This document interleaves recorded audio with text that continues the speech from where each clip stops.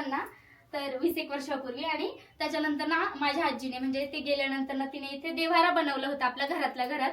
हे असं मातीने बनवून घेतलं होतं. ही भिंत सुद्धा ना जुनी होती, मातीची होती. आता माझे चूल त्यांचं आणि आमचं घर as it is same to same होतं.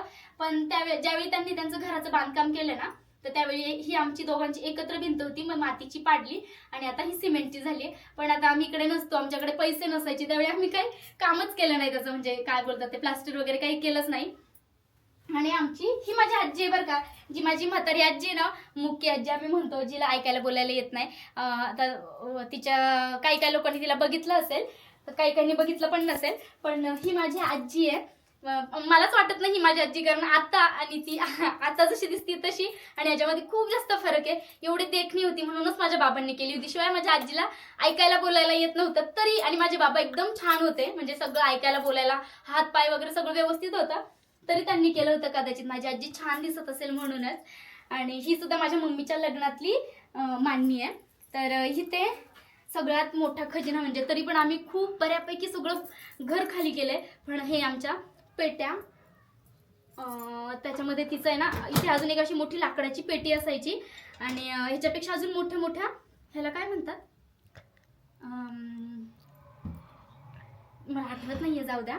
पण मला माहित होता शब्द, आठवत नाही आता. पण ह्याच्यापेक्षा पण मोठी एक अशी टाकी होती, अशा 3-4 पेट्या असायच्या.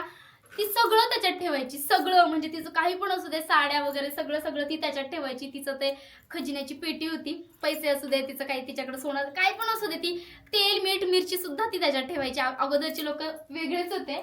आणि आता ना इथे बंद केले बरं का, दिसतंय असं पेपर लावलाय, दिसतंय. तर तिकडनं ना पूर्ण असं उजेड यायचं, म्हणजे आता जेवढं असं लाईट कमी वाटतं ना, तेवढा लाईट कमी नसायचा, एकदम असं छान फ्रेश वाटायचं. पण ते ना आता खूप जास्त घर पडायला लागलं, म्हणजे इथलं पडलं होतं बऱ्यापैकी. आम्ही ते लिपून वगैरे परत वरतून कवलं वगैरे ठेवून घेतलेत. म्हटलं कधी आलो गेलो तर वापरायला होईल म्हणून आम्ही ते बंद करून घेतलंय. आणि कलर वगैरे पण आम्हीच दिलाय. अगोदर आम्ही जेव्हा मी लहान होते ना, ही पण भिंत आणि ही पण भिंत पूर्ण असं पोचारून घ्यायचो. ती माती भेटते ना, तर ती चाळून घेऊन यायचं, मग त्याचं पाणी वगैरे करायचं आणि असं छान पोचारून घ्यायचं. पण आता माझ्या लग्नाच्या नाही अगोदरच थोडंसं आम्ही एकदा कलर दिला होता त्या पंपाने. त्याच्यानंतर ना म्हटलं आता कुठे कोणाला टाइम भेटणार एवढं सगळं साफ करत बसायला, म्हणून मग आम्ही तो कलरच लावून घेतला आणि तोच कलर दिला, त्याच्यामुळे तो तसा कलर आहे.